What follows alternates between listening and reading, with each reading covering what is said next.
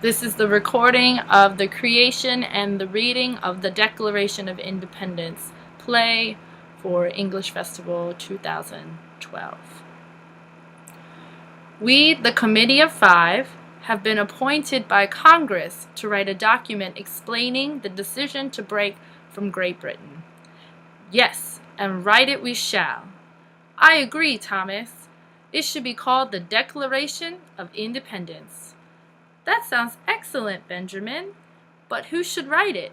Everyone knows I cannot write. Thomas, you must be head author. The people will listen if someone from Virginia writes it. We should make a list of all the things that are unfair and unjust. He doesn't let us make our own rules. He has sent soldiers to live in our home. He has taxed us without any representation in Parliament. He has closed our ports, stopping our trade. He has destroyed the lives of all our people. Everyone, I give you our Declaration of Independence. Have you finished writing our grievances against Britain? Yes, it is done. Who will be the first to sign?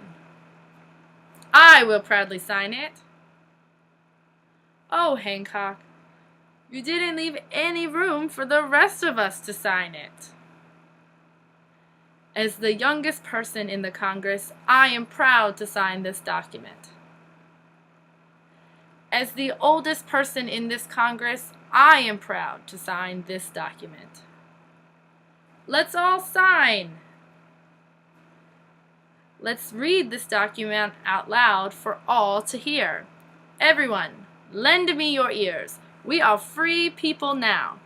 Listen to the newly independent United States of America's letter to that tyrant King George.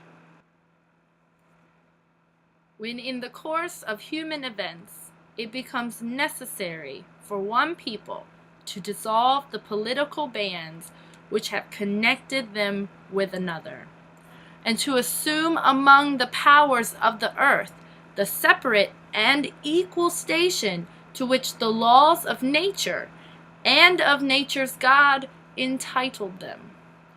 A decent respect to the opinions of mankind requires that they should declare the causes which impel them to the separation.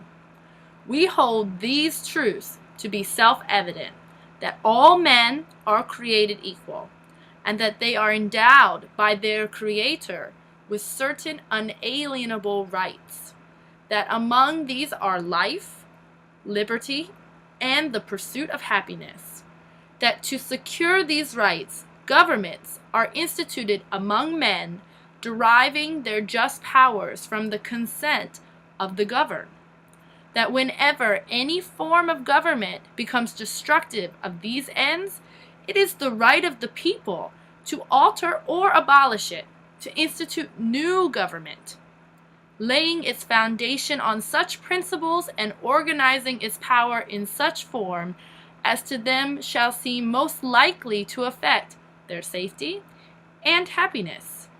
Prudence indeed will dictate that governments long established should not be changed for light and transient causes, and accordingly all experience has shown that mankind are more disposed to suffer, while evils are sufferable, than to right themselves by abolishing the forms to which they are accustomed. But when a long train of abuses and usurpations, pursuing invariably the same object, evinces a design to reduce them under absolute despotism, it is their right, it is their duty to throw off such government, and to provide new guards for their future security. Such has been the patient sufferance of these colonies, and such is now the necessity which constrains them to alter their former systems of government. The history of the present King of Great Britain is a history of repeated injuries and usurpations, all having in direct object the establishment of an absolute tyranny over these states. To prove this, let facts be submitted to a candid world.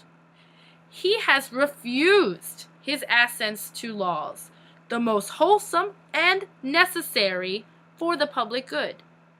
He has kept among us in times of peace standing armies without the consent of our legislators, for cutting off our trade with all parts of the world, for imposing taxes on us without our consent, for depriving us of many cases of the benefits of trial by jury, for taking away our charters, abolishing our most valuable laws, and altering fundamentally the forms of our government, for suspending our own legislators and declaring themselves invested with power to legislate for us in all cases whatsoever. He has plundered our seas, ravaged our coast, burnt our towns, and destroyed the lives of our people. In every stage of these oppressions, we have petitioned for redress in the most humble terms. Our repeated petitions have been answered only by repeated injury. A prince whose character is thus marked by every act which may define a tyrant is unfit to be the ruler of a free people. Nor have we been wanting in attention of our British brethren. We have warned them from time to time of attempts by their legislator to extend an unwarrantable jurisdiction over us. We have reminded them of the circumstances of our immigration and settlement here. We have appealed to their native justice and magnanimity, and we have conjured them by the ties of our common kindred to disavow these usurpations, which would inevitably interrupt our connections and correspondence. They too have been deaf to the voice of justice and of consanguinity. We must, therefore, acquiesce in the necessity which denounces our separation and hold them as we hold the rest of mankind, enemies in war, in peace, friends.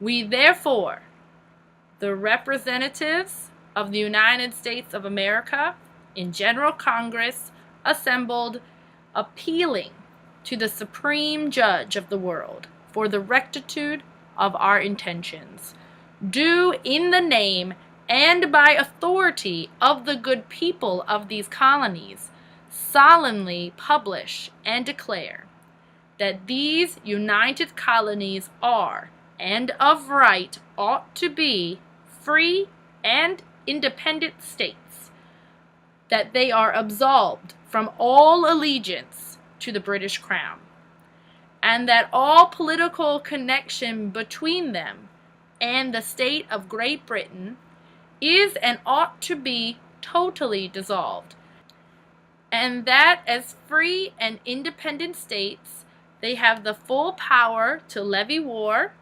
conclude peace, contract alliances, establish commerce, and to do all other acts and things which independent states may of right do. And for the support of this declaration, with a firm reliance on the protection of divine providence, we mutually pledge to each other our lives, our fortunes, and our sacred honor. July 4th, 1776.